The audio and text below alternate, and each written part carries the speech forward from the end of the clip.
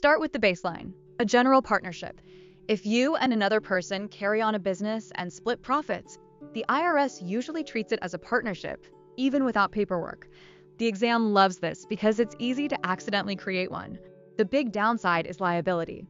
In a general partnership, each general partner can be personally on the hook for partnership debts and claims. Now shift to the limited partnership, or LP. An LP has at least one general partner and at least one limited partner. The general partner runs the business and typically has personal liability exposure. The limited partner is more like an investor. Liability is usually limited to the amount invested. On the EA exam, watch for the management clue. Limited partners are often restricted from active management under state law. LPs are also a great state law matters topic.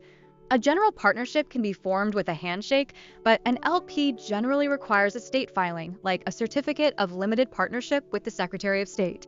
If you see facts like they filed a certificate or registered as an LP, that's your cue.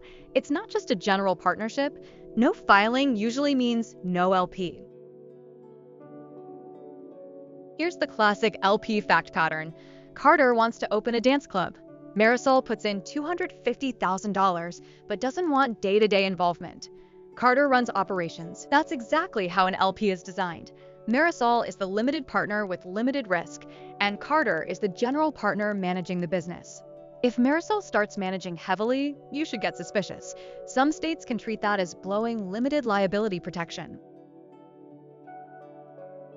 Now compare that to an LLP, limited liability partnership.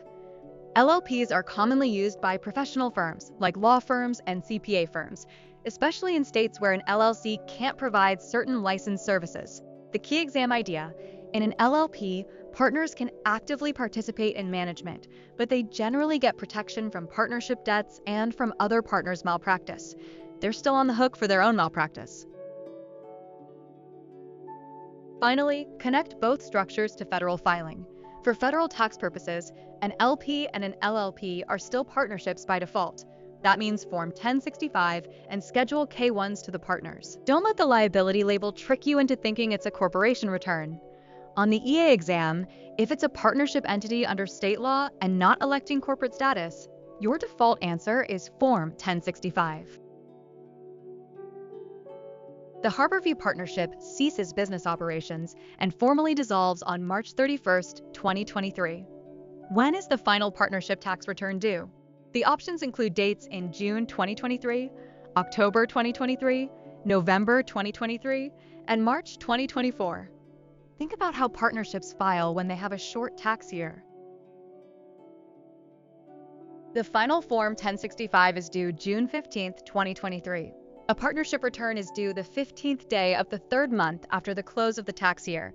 Here, the short year ends March 31st, so count forward April, May, June, due June 15th. March 15th, 2024 is tempting if you forget it's not a calendar year anymore.